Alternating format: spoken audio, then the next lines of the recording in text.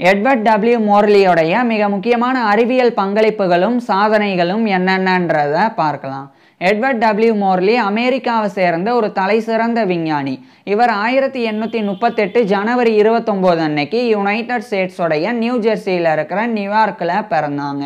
இவருடைய full name Edward Williams Morley. இவர் 1878 ஆண்டிலிருந்து காற்றில் ஆக்சிஜன் எவ்வளவு சதவீதம் இருக்குது அப்படின்றத கண்டறியக்கூடிய பரிசோதனைகளை மேற்கொள்ள தொடங்கியிருந்தாங்க. அதாவது காற்றில் nitrogen, oxygen, argon, carbon di oxide, helium, methane இது போன்ற வாயுக்கள் எல்லாம் கலந்துருக்கு அப்படின்னு தெரியும். ஆனால் குறிப்பாக ஆக்சிஜன் எவ்வளவு சதவீதம் காற்றில் இருக்குது அப்படின்றது அந்த காலகட்டத்தில் மிக துல்லியமாக கண்டறியப்படலை. இதனால அட்மாஸ்பியரில் காற்றில் ஆக்சிஜன் எவ்வளவு சதவீதம் இருக்குது அப்படின்றத கண்டறிகிறத நோக்கமாக கொண்டு இவர் எட்வர்ட் டபிள்யூ மோர்லி சில பரிசோதனைகளை மேற்கொண்டு வந்தாங்க. குறிப்பாக சில ஆண்டுகள் இந்த பரிசோதனைகளை இவர் மேற்கொண்டாங்க. பின்னர் இறுதியாக 1882 ஆண்டு ஆக்சிஜன் ஆனது காற்றில் 20.95% இருக்கு அப்படின்னு எட்வர்ட் டபிள்யூ மோர்லி கண்டறிஞ்சு சொன்னாங்க. இது மிகப்பெரிய ஒரு சாதனை. ஏன்னா நவீன மதிப்புப்படி காற்றில் நைட்ரஜன் ஆனது 78.084% இருக்கு, ஆக்சிஜன் ஆனது 20.946% இருக்கு, ஆர்கான் ஆனது 0.93% இருக்கு, கார்பன் டை ஆக்சைடு 0.04% இருக்கு. இது மாதிரி ஒவ்வொரு வாயுக்களுமே ஒவ்வொரு அந்த பெர்சன்டேஜில் இருக்கு. இது மாதிரி பார்க்கும்போது ஆக்சிஜன் 20.946 அந்த பெர்சன்டேஜில் இருக்கு. இவர் சொன்னது 20.95. கிட்டத்தட்ட அதாவது தோராயமாக பார்க்கும்போது எட்வர்ட் டபிள்யூ மோர்லி சொன்னது மிக துல்லிய கணக்கு தான். ஸோ ஆக்சிஜன் ஆனது 20.95% இந்த அட்மாஸ்பியரில் இருக்குது அப்படின்றத 1882 ஆண்டே எட்வர்ட் டபிள்யூ மோர்லி கணிச்சு சொல்லியிருந்தாங்க. இதுக்கப்புறமா அதே 1882 ஆண்டிலிருந்து இவர் ஆக்சிஜனுடைய அட்டாமிக் வெயிட் அணு எடையை கண்டறியக்கூடிய முயற்சிகளை மேற்கொள்ள தொடங்கியிருந்தாங்க. அதாவது ஹைட்ரஜன் தான் இருக்கிறதுலையே எடை கம்மி. ஏன்னா ஹைட்ரஜனில் ஒரே ஒரு புரோட்டான் மட்டும்தான் இருக்குது. அதாவது இப்போ அணு அப்படின்னு எடுத்துக்கிட்டோம்னா அணுவானது அந்த புரோட்டான், அதுக்கப்புறம் நியூட்ரான், எலக்ட்ரான் இந்த 3 சப் அட்டாமிக் பார்ட்டிகல்ஸ்னால ஆனது. இந்த 3 சப் அட்டாமிக் பார்ட்டிகல்ஸுடைய எண்ணிக்கையை பொறுத்து அணுவினுடைய எடை அமையும். அது மாதிரி பார்க்கும்போது ஹைட்ரஜன் ஆனது ஒரே ஒரு புரோட்டானால் மட்டும்தான் ஆயிருக்கு. அதில் எலக்ட்ரான்லாம் கிடையாது. ஸோ ஒரே ஒரு புரோட்டான் இருக்குது, அதே மாதிரி நியூட்ரானும் கிடையாது. அதனால ஹைட்ரஜனோட எடை தான் கம்மி. ஒரே ஒரு புரோட்டான் இருக்கிறனால ஹைட்ரஜனுடைய அட்டாமிக் நம்பர் 1. அதே மாதிரி தான் இப்போ கார்பனை எடுத்துக்கிட்டோம்னா கார்பனில் 6 புரோட்டான்ஸ் இருக்குது. அதனால கார்பனுடைய அட்டாமிக் நம்பர் 6. அதே மாதிரி ஆக்சிஜனில் 8 புரோட்டான்ஸ் இருக்கு, 8 நியூட்ரான்ஸும் இருக்குது. ஸோ இது மாதிரி இதனுடைய எடை அந்த புரோட்டான்ஸை பொறுத்து அதிகரிக்கும். ஸோ அந்த மாதிரி ஹைட்ரஜனில் ஒரு புரோட்டான் இருக்குது. அப்படி இருக்கும்போது ஆக்சிஜனில் எவ்வளோ புரோட்டான் இருக்குது, நியூட்ரான்ஸ் இருக்குலாம் அந்த காலகட்டத்தில் தெரியாது. ஏன்னா அந்த காலகட்டத்தில் அணு தான் ஒரு பொருளினுடைய கடைசி. அணுக்கு அப்புறம் ஒன்றுமே கிடையாது அப்படின்னு நம்பப்பட்டது. அதாவது எல்லா பொருட்களுமே அணுக்கள்னால் ஆனது. ஆனால் அணுக்கள் எதுனாலையுமே ஆனது கிடையாது. அந்த ஒரு தியரி தான் அந்த காலகட்டத்தில் ஏற்றுக்கொள்ளப்பட்டிருந்தது. பிறகுதான் அந்த புரோட்டான், எலக்ட்ரான், நியூட்ரான் இதெல்லாம் கண்டறியப்பட்டது.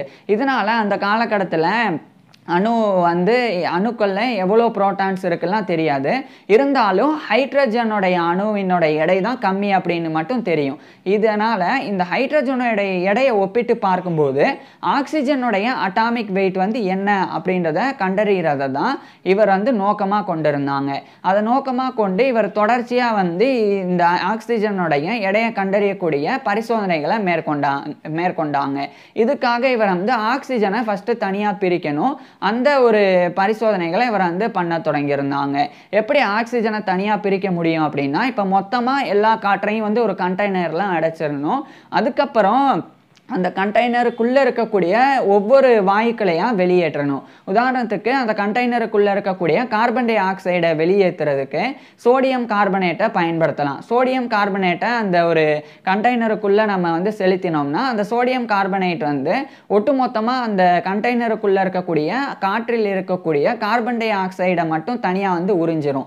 அதே மாதிரி தான் ஒவ்வொரு இந்த மாதிரியான கெமிக்கல் ரியாக்ஷன்ஸ் மூலமாக ஒவ்வொரு காற்றையும் எடுத்துட்டு தனியாக ஆக்சிஜன் மட்டும் அந்த கண்டெய்னருக்குள்ளே இருக்கிற மாதிரி பண்ணிடலாம். அப்படி பண்ண பிறகு அந்த ஆக்சிஜனுடைய எடையை வந்து அளவிட்டு பார்க்கலாம். ஸோ அது மாதிரி தான் எட்வர்ட் டபிள்யூ மோர்லி வந்து ஆக்சிஜனை தனியாக பிரித்து எடுத்து அதனுடைய எடையை பார்க்கக்கூடிய பரிசோதனைகளை மேற்கொண்டு வந்தாங்க. இதுக்கிடையில் 1884ஆம் ஆண்டு ஆல்பர்ட் ஆப்ரஹாம் மைக்கேல்சன் அப்படின்ற ஒரு அமெரிக்காவை சேர்ந்த ஒரு இயற்பியலாளர், அவர் 1852ஆம் ஆண்டு பிறந்தவர், இவரோட 14 வயசு கம்மி. அவர் வந்து எட்வர்ட் டபிள்யூ மோர்லியை சந்தித்து ஸ்பீட் ஆஃப் லைட் பற்றின ஒரு பரிசோதனையை மேற்கொள்ளணும் அப்படின்னு சொல்கிறாங்க. ஏன்னா எட்வர்ட் டபிள்யூ மோர்லி தான் எக்ஸ்பிரிமெண்டல் சயின்ஸில் வந்து மிகப்பெரிய ஒரு லெஜெண்டாக இருந்தாங்க. அதனால் அந்த ஆல்பர்ட் ஆப்ரஹாம் மைக்கேல்சன் வந்து எட்வர்ட் டபிள்யூ மோர்லிட்ட வந்து லைட்டோடைய வெலாசிட்டி பற்றி, அதாவது ஒளியினுடைய வேகம் பற்றி ஒரு பரிசோதனை பண்ணணும் அப்படின்னு இவர்கிட்ட வந்து பணிச்சாங்க. இதுக்கப்புறம் இவங்க 2 பேரும் சேர்ந்து ஒளியினுடைய வேகத்தை வந்து துல்லியமாக அளவிடக்கூடிய இன்ட்ராஃபெராமீட்டர் அப்படின்ற ஒரு இன்ஸ்ட்ருமெண்ட் அதை 1885ஆம் ஆண்டு உருவாக்கினாங்க. அதுக்கப்புறம் 1887ஆம் ஆண்டு ஒரு செட்டப் பண்ணாங்க. ஒரு பக்கம் இந்த இன்ட்ராஃபெராமீட்டர் இருக்கும், இன்னொரு பக்கம் வந்து கண்ணாடியானது ஒரு 45 டிகிரியில் வந்து வளைஞ்சிருக்கிற மாதிரி வச்சாங்க. இதை ஏன் இப்படி பண்ணாங்க அப்படின்னா, அந்த காலகட்டத்தில் ஒரு நம்பிக்கை இருந்தது. இப்போ எப்படி சவுண்ட் ஆனது காற்று ஏர் அப்படின்ற மீடியத்தில் டிராவல் பண்ணுதோ, அதே மாதிரி லைட் ஆனது லூமினிஃபெரஸ் ஈத்தர் அப்படின்ற ஒரு வகையான ஹைப்போதெட்டிக்கல் மீடியமில் அது வந்து ட்ராவல் பண்ணுது அப்படின்னு நம்பப்பட்டு வந்தது. அதாவது இப்போ நம்ம பேசுகிறோம், அந்த பேசுகிற சத்தம் கேட்குறதுக்கு காற்று இருக்கிறது தான் காரணம். காற்று இல்லை அப்படின்னா சத்தம் கேட்காது. ஸோ இந்த சத்தமானது காற்றை ஒரு மீடியமாக பயன்படுத்தி ட்ராவல் ஆகுது. அதே மாதிரி தான் லூமினிஃபெரஸ் ஈத்தர் அப்படின்ற ஒரு மீடியம் இருக்குது அப்படின்னு அப்போ நம்பப்பட்டது. அந்த மீடியத்தில் தான் லைட்டு ட்ராவல் ஆகுது அப்படின்னு நம்பப்பட்டது. இப்போ இந்த ஒரு ஈத்தர் அப்படின்ற இந்த ஒரு ஹைப்போதெட்டிக்கல் மீடியம் இது வந்து எந்த பக்கம் வீசுது அப்படின்றத ஃபஸ்ட்டு கண்டறியணும். அதுதான் இவங்க 2 பேருடைய நோக்கமாக இருந்தது. அதாவது புரிகிற மாதிரி சொல்லணும்னா, இப்போ காற்று எந்த பக்கம் வீசுது அப்படின்னு நம்ம கண்டறியறதுக்கு ஒரு சின்ன பஞ்சை தூக்கி நம்ம எரிஞ்சோம்னா அந்த பஞ்சு வந்து எந்த பக்கம் நோக்கி அப்படியே விழுகுதோ அந்த பக்கம் வந்து காற்று வீசுது அப்படின்னு கண்டறிஞ்சிடலாம். இப்படி இங்கேருந்து பஞ்சை வந்து கீழே போடுறோம். இப்போ காற்று இந்த பக்கம் வீசுதுன்னா பஞ்சு இந்த பக்கம் நகரும், இந்த பக்கம் வீசுதுன்னா இந்த பக்கம் பஞ்சு நகரும். ஸோ அதை வச்சு காற்று எந்த பக்கம் வீசுது அப்படின்றத கண்டறிய முடியும். நான் சும்மா உதாரணத்துக்கு சொல்கிறேன். அது மாதிரி ஈத்தர் எந்த பக்கம் வீசுது அப்படின்னு கண்டறியணும். அதை கண்டறிஞ்சா ஸ்பீட் ஆஃப் லைட்டையும் கண்டறிஞ்சிடலாம் அப்படின்னு இவங்க 2 பேரும் முடிவு செஞ்சாங்க. அதுக்காக தான் நான் சொன்ன அந்த ஒரு செட்டப் பண்ணாங்க. அதாவது ஒரு பக்கம் இன்ட்ராஃபெராமீட்டர் அந்த லைட்டோடைய வேகத்தை கணக்கிடக்கூடியது, ஸோ அதை வச்சுட்டாங்க. இன்னொரு பக்கம் கண்ணாடியை வந்து 45 டிகிரியில் வச்சுட்டாங்க. இப்படி பண்ணிட்டு அந்த கண்ணாடியில் 2 பக்கத்தில் இருந்தும் வந்து லைட்டை வந்து அடிக்க முடியும். ஏன்னா அது 45 டிகிரியில் இருக்கிறனால.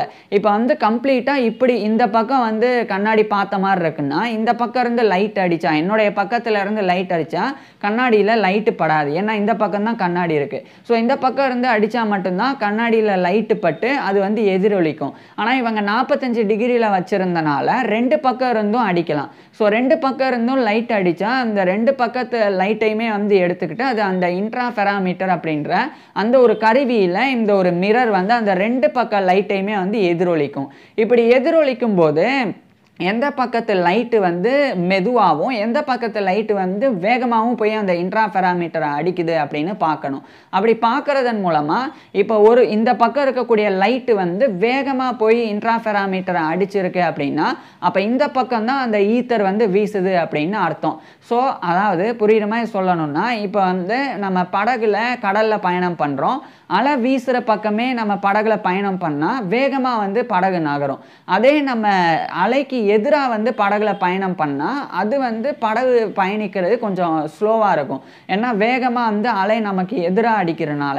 அது மாதிரி தான் இப்போ இந்த ஒரு லைட்டு வந்து இந்த பக்கமும் இருக்குது இந்த பக்கமும் இருக்குது, மிரர் இங்கே இருக்குது. இப்போ இங்கேருந்து லைட் அடிக்கும்போது இந்த லைட்டு வேகமாக இங்கே அடித்து மிரர் அந்த ஒரு இன்ட்ராஃபெராமீட்டரை அடிக்குது அப்படின்னா அப்போ இந்த பக்கம் தான் ஈத்தர் வீசுது அப்படின்னு அர்த்தம். அதே சமயம் இந்த பக்கம் லைட்டு வந்து மெதுவாக இங்கே அடித்து இங்கே அடிக்கும். ஏன்னா இந்த பக்கம் ஈத்தர் வீசுறனால லைட்டை கொஞ்சம் எதிர்க்கும். ஸோ இதை தான் வந்து இவங்க 2 பேரும் பண்ணாங்க. இப்படி பண்ணும்போது என்ன நடந்ததுன்னா 2 லைட்டுமே ஒரே நேரத்தில் தான் இன்ட்ராஃபெராமீட்டரை போய் அடித்தது. அப்போ இவங்களுக்கு பெரிய டவுட்டு, ஈத்தர் வந்து எந்த பக்கம் வீசுது அப்படின்னு தெரியலையே அப்படின்னு. அதுக்கப்புறம் இவங்க பல மாதங்கள் அந்த 1887ஆம் ஆண்டு அதே பரிசோதனையை வெவ்வேறு பக்கங்கள்ல இருந்து மேற்கொண்டாங்க. குறிப்பாக உதாரணத்துக்கு சொல்ல போனால், இப்போ பூமி வந்து இங்கே இருக்குது அப்படின்னா 6 மாதம் கழித்து அப்படியே இங்கே இருக்கும். அதாவது ஃபஸ்ட்டு 6 மாதம் இந்த பக்கம் போகும், அடுத்த 6 மாதம் இந்த பக்கம் வரும், இப்படி போகும், இப்படி வரும். அந்த மாதிரி பூமியினுடைய சுற்றுப்பாதை வந்து அமைஞ்சிருக்கு. அப்படி இருக்கும்போது பூமி இப்படி போகும்போது அந்த ஈத்தர் இப்படி அடிக்குது, அதே சமயம் பூமி இப்படி வரும்போது அதே மாதிரி ஈத்தர் இப்படி தான் அடிக்குது. அப்போ பூமி இப்படி போகும்போது ஈத்தர் எதிர்பக்கம் அடிக்குது, பூமி இப்படி வரும்போது அந்த ஈத்தர் பக்கமே வந்து அந்த பூமியும் வந்து நகருது. ஸோ அப்படி பார்த்தாலும் லைட்டு வந்து எப்படி ட்ராவல் பண்ணுது அப்படின்னு நான் ஏற்கனவே அதை சொன்ன மாதிரி அதே மாதிரி பரிசோதனைலாம் பண்ணாங்க. ஆனால் எப்படி பண்ணாலும் கரெக்டாக ஒரே மாதிரி 2 பக்கம் இருக்கக்கூடிய லைட்டுமே ஒரே நேரத்தில் தான் இன்ட்ராஃபெராமீட்டரை போய் அடைஞ்சது. அப்போ இவங்க 2 பேரும் நம்ம ஏதோ தப்பு பண்ணுறோம், ஒன்று அந்த இன்ட்ராஃபெராமீட்டரில் ஏதோ பிரச்சனை இருக்கணும், அல்லது மிரரை நம்ம வச்சிருக்கிறது தப்பாக இருக்கணும், அல்லது நம்ம வேற ஏதாவது ஒன்று தப்பு செஞ்சுருக்கணும் அப்படின்னு சொல்லி இவங்க 2 பேரும் நினச்சாங்க. அதனால் அந்த எக்ஸ்பிரிமெண்ட்டை அவங்க கைவிட்டுட்டு அதை அவங்க வந்து மோஸ்ட் ஃபெயிலியர் எக்ஸ்பிரிமெண்ட் அப்படின்னு அறிவிச்சாங்க. ஆனால் இவங்க இதை மோஸ்ட் ஃபெயிலியர் அப்படின்னு சொல்லியிருந்தாலும் இது மோஸ்ட் சக்ஸஸ்ஃபுல் எக்ஸ்பிரிமெண்ட். எதனால் அப்படின்றத போக சொல்கிறேன். இருந்தாலும் இந்த எக்ஸ்பிரிமெண்ட்டை இவங்க 2 பேரும் சேர்ந்து பண்ணனால அந்த Albert Abraham Michelson, Edward W Morley இவங்க 2 பேருடைய லாஸ்ட் நேமை மையமாக வச்சு மைக்கேல்சன் மோர்லி எக்ஸ்பிரிமெண்ட் அப்படின்னு அந்த ஒரு ஃபேமஸான பரிசோதனைக்கு பேரிடப்பட்டது. இப்போ இது எவ்வளோ முக்கியம் அப்படின்றது நான் போக சொல்கிறேன். அதுக்கு முன்னாடி இவர் ஏற்கனவே எட்வர்ட் டபிள்யூ மோர்லி வந்து அட்டாமிக் வெயிட், ஆக்சிஜனுடைய அணு எடையை கண்டறியக்கூடிய முயற்சியில் இருந்தாங்க. இறுதியாக 1893ஆம் ஆண்டில் ஹைட்ரஜனை விட கிட்டத்தட்ட 15.879% வந்து ஆக்சிஜனுடைய எடை அதிகம் அப்படின்னு இவர் கண்டறிஞ்சாங்க. இதுவும் வந்து மிக துல்லியமானது. இன்றைய காலகட்டத்தில் ஹைட்ரஜனை விட 15.999% வந்து ஆக்சிஜனுடைய அணுவினுடைய எடை அதிகம் அப்படின்னு கண்டறியப்பட்டிருக்கு. அதாவது கிட்டத்தட்ட 16 மடங்கு வந்து அதிகம் அப்படின்னு கண்டறியப்பட்டிருக்கு. ஏன்னா அதுக்கப்புறம் தான் எலக்ட்ரான், புரோட்டான், நியூட்ரான்லாம் கண்டறியப்பட்டது. அப்போ ஹைட்ரஜனில் ஒரே ஒரு புரோட்டான் மட்டும்தான் இருக்கு. ஆக்சிஜன்ல வந்து 8 புரோட்டான்ஸும் 8 நியூட்ரான்ஸும் இருக்கு. ஸோ 8 புரோட்டான்ஸ் 8 நியூட்ரான்ஸ் சேர்ந்து 8 + 8 16 ஆயிடுச்சு. ஆனால் ஹைட்ரஜனில் ஒரே ஒரு புரோட்டான் மட்டும்தான் இருக்குது. அப்போ இது 1 அப்படின்னா இது 16. அப்போ ஹைட்ரஜனை விட 16 மடங்கு கிட்டத்தட்ட ஆக்சிஜனோட எடை அதிகம். அதை 15.879 அப்படின்னு அந்த காலகட்டத்தில் இவர் வந்து கண்டறிஞ்சிருந்தாங்க. இது எந்த அளவுக்கு வந்து மிக முக்கியமான ஒரு சாதனைனா, அப்போ இருந்த அந்த இன்ஸ்ட்ருமெண்ட்ஸ் எல்லாம் அந்தளவுக்கு துல்லியமாலாம் இல்லை. ஏன்னா அது வந்து நவீன அறிவியலில் பெரிய வளர்ச்சி இல்லாத ஒரு காலம். அப்படி இருந்த காலத்திலேயே எட்வர்ட் டபிள்யூ மோர்லி வந்து அப்பேற்பட்ட இன்ஸ்ட்ருமெண்ட்ஸை வச்சே இவர் வந்து ஆக்சிஜனோடைய அணுவின் எடையை வந்து ஹைட்ரஜனோட கம்பேர் பண்ணி மிக துல்லியமாக கண்டறிஞ்சிருந்தாங்க அப்படின்றது தான் உண்மை. ஸோ இதுவும் வந்து மிகப்பெரிய சாதனை. இது 1893 இவர் கண்டறிஞ்சிருந்தாலும் 1895ஆம் ஆண்டு இதை வந்து ஒரு ஒர்க்காகவே எழுதி பப்ளிஷ் பண்ணாங்க. அதுக்கப்புறமா இவர் 2 முக்கியமான இன்னொரு பரிசோதனைகளை பண்ணாங்க. ஒன்று வந்து லைட்டு, அதாவது ஒளியினுடைய வேகத்தை ஸ்ட்ராங்கான மேக்னெட்டிக் ஃபீல்டோட வந்து செலுத்தி பார்த்தாங்க. அதாவது காந்த புலத்தினால ஒளியை வந்து ஏதாவது இம்பேக்டாக வந்து கிரியேட் பண்ண முடியுதா? இப்போ வந்து இங்கே காந்தம் இருக்குது, ஒளி இந்த பக்கம் போகுதுன்னா இந்த ஒரு காந்தத்தினால ஒளியை ஈர்க்க முடியுதா அல்லது தள்ள முடியுதா அப்படின்னு சொல்லி பார்த்தாங்க. ஆனால் ஒன்றுமே நடக்கலை. காந்தம் எப்படி வச்சாலும் ஒளி ஒரே மாதிரி தான் ட்ராவல் பண்ணுச்சு. அப்போ ஜேம்ஸ் கிளார்க் மேக்ஸ்வெல் அப்படின்னு சொல்லி ஒரு ஸ்காட்லாண்டை சேர்ந்த ஒரு ஃபிசிசிஸ்ட் இருக்கிறாங்க. அவர் ரொம்ப தலை சிறந்தவர். அவர் வந்து ஒரு விஷயத்தை தெரிவிச்சிருந்தாங்க. இந்த லைட்டானது எலக்ட்ரோ மேக்னட்டிசம் மாதிரி தான் அப்படின்னு சொல்லி தியரி ஆஃப் எலக்ட்ரோ மேக்னட்டிசமை அவர் குறிப்பிட்டிருந்தாங்க. அதாவது எலக்ட்ரோ மேக்னட்டிக் வேவ் வந்து எப்படி இருக்கும் அதே மாதிரி தான் லைட்டும் இருக்கும். அதை வந்து தடை பண்ண முடியாது அப்படின்னு அவர் சொல்லியிருந்தாங்க. அதை வந்து எட்வர்ட் டபிள்யூ மோர்லி வந்து உறுதிப்படுத்தினாங்க. அதுக்கப்புறமா தெர்மல் எக்ஸ்பான்ஷன் பற்றி இவர் வந்து ஆய்வு செஞ்சாங்க. குறிப்பாக சாலிட்ஸில் தெர்மல் எக்ஸ்பான்ஷன் பற்றி ஒரு பரிசோதனை பண்ணாங்க. இது அர்த்தம் என்னன்னா, அதிகமான வெப்பம் ஏற்படும் போது இரும்பு போன்ற உலோகங்கள் வந்து விரிவடையும். அதே மாதிரி குளிர்ச்சி இருக்கும்போது இரும்பு போன்ற உலோகங்கள் வந்து சுருங்கும்.